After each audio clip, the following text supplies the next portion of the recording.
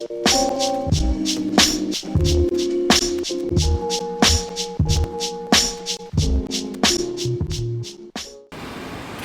motivated by his demeanor, got her infatuated. But as she sits there with no rest, she realizes she's a ghost that's depressed. He doesn't see her, but he hears her. She's got the whispers of 1,000, but she's invisible to millions. And as she sits there with the thoughts of what they could be, she gets struck by reality. It doesn't agree. You see, you're just too good for me. But what is love? Love is blind, love is kind. It holds you up and knocks you down and makes you think in many directions, but shows you the way through doubts and corrections. You see, I have a story I want to tell you about something she wanted to pursue, but since she didn't know what love can do, her feelings became subdued. So what a man can tell her now would simply be untrue. 14, she fell in love, thinking he was sent from above. Broadcasted her bra for the first time. He tore his body back at her like a mime. 10 months later, the mountain floods broke down and the water floods surrounded her all around. But you see, she was only 14. A little flash of a bra was a crime to her soul, but who knew she was digging herself into a deeper hole? But she was only 14.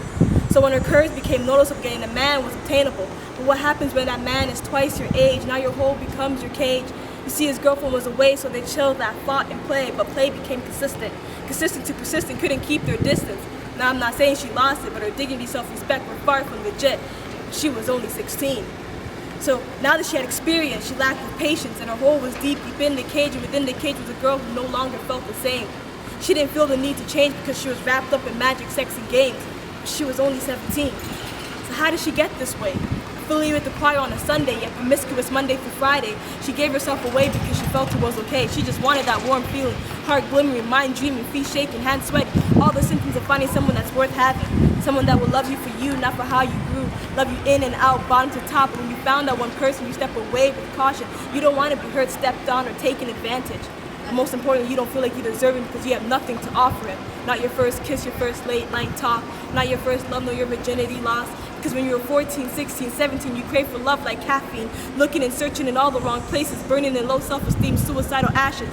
You see, that's all an illusion built in your mind. Self-proclaimed confusion. You're more than what you think you are. Your beauty is within. Think of where you came from. You're a never-ending sitcom. You see, you're a diamond in process with an irregular finesse. Beauty can't define you. You define beauty. Beauty is you. It dwells in you like blood and water. It's your attitude, your self-confidence, your ego, and your flaws. The way you say hi and bye, the way you comfort someone else. The light that shines through you, the love that you express. You see, beauty can't be destroyed, killed, or stolen, but it can be hurt, bruised, and forgotten. But you gotta remember that beauty can't define you. You define beauty.